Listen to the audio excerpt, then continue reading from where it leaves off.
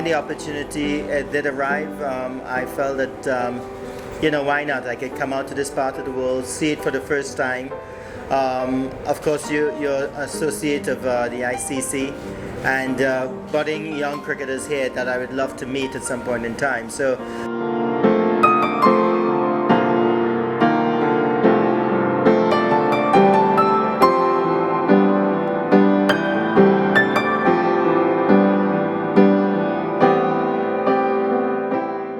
I was only just 14 years old, and I've been hearing about Nepal and of course Kathmandu for many years. Obviously during my playing days, Nepal was not around to be one of the competitors against myself, so it had to be a trip such as this.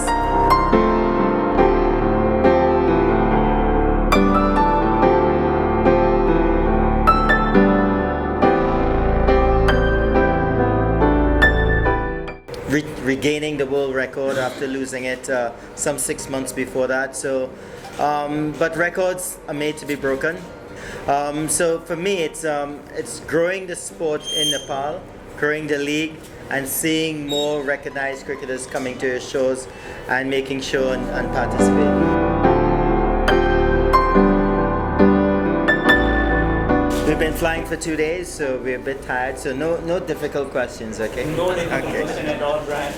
I've got a few questions from the press which I'll be asking you and you can answer them on behalf of them. So first of all, thank you for coming down. We appreciate you giving us some time for NPL, and it's a great advertisement for sports in Nepal. Thank you so much for that.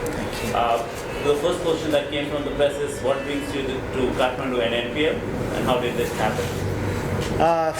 First of all, it's been a sort of a dream of mine.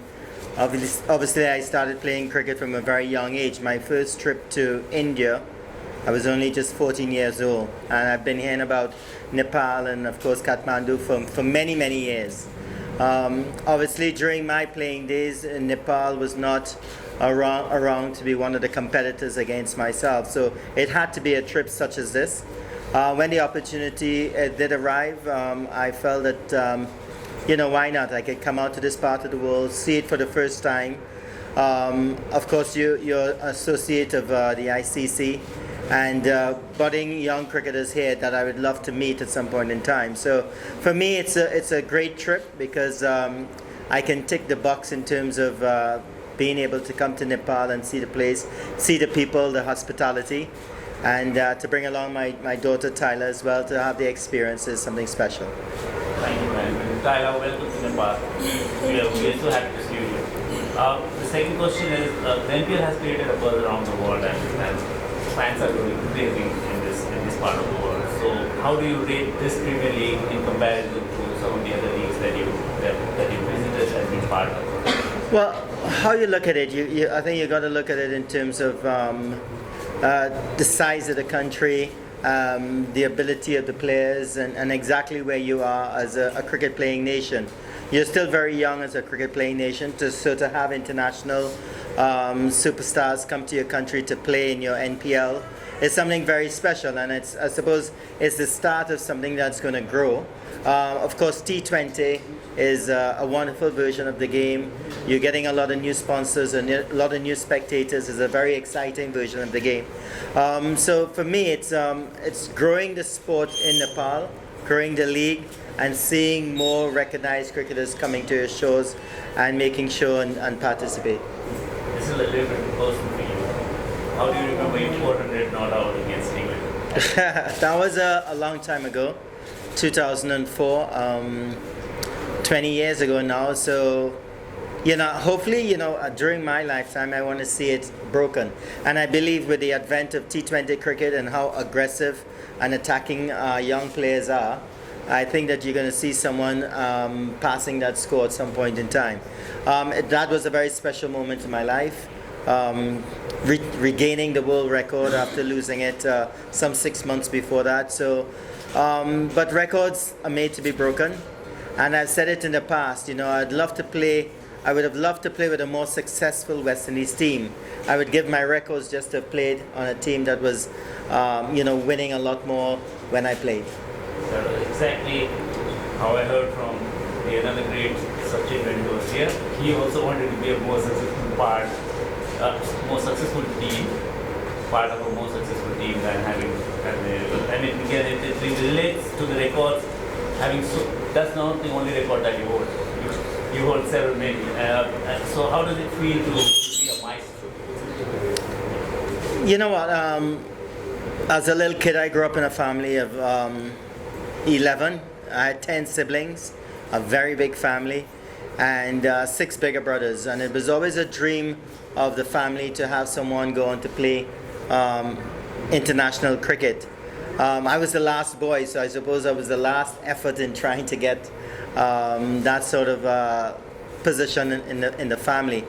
I don't know if I'm a maestro, but I think that I'm a very proud member of the Lara clan to have played for the West Indies, to have represented the West Indies for 17 years. It was a dream of mine. My dad also lived vicariously through me in terms of he loved the game of cricket. He provided everything that was necessary for me to play the game.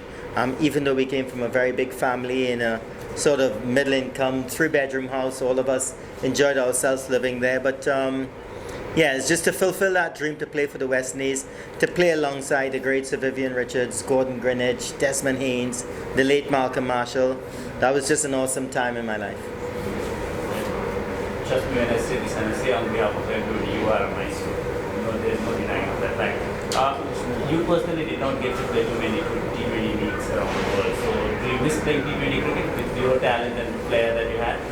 I think it's a great game, and it came at a time when cricket needed it. But I must say though that I've played 131 test matches for the West Indies. The 5-day version of the game, the test cricket, it really tests your ability, your attrition level. And I wouldn't give that for anything else. Of course, T20 is beautiful. A lot of guys are enjoying it. The franchise cricket as well is important. But playing Test cricket for the West Indies for 17 years will remain the highlight of my career.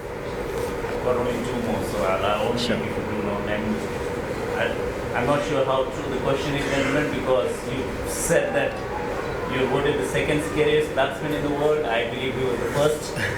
I would take anything. And many legendary cricketers have described you as the toughest opponent to bowl to, including Mutaya Mulidar. Who do you think the most difficult bowler of your time?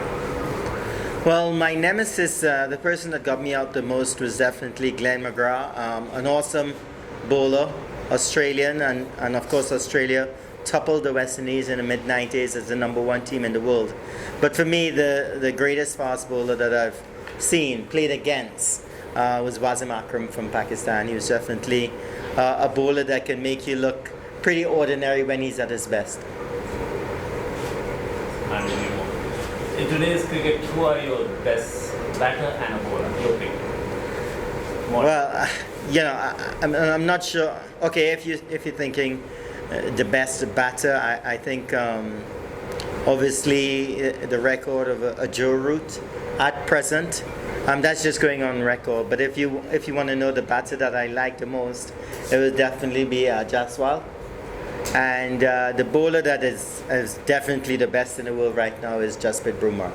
I think he's awesome, and the way he operates in all versions of the game, T20, the limited overs, Test cricket, is just tremendous to see the ability of such a bowler. Before I ask for the final question of your advice for the aspiring cricketers, let me take this moment of honor as the only living Nepalese maybe who has got the privilege and honor to shake hands with 2 legends, Sachin and yourself. Thank you for coming down, and it's a great honor to have you, sir. On behalf of Cricket Association of Nepal, we cannot thank you enough for your presence here. And just final word of your advice for the aspiring cricketers, and then we take off. Thank you. Well, I think one thing I can say there is that if you have a dream, it doesn't necessarily have to be just in cricket. It could be in other sports, it could be in academics. I think it's very important to follow your dreams. I think it's very important to understand that along the way you're going to have a lot of stumbling blocks. You're going to face hurdles, you may even face failures, but that's what brings out the best in you. And any young cricketer want to make it, you would have to understand that how to deal with failures. I think for me, that's sort of made me a lot stronger. So I would urge any young sports person, male or female, to stick with it, work hard, and I can tell you one thing: success loves somebody that works hard, and the discipline and dedication is very important.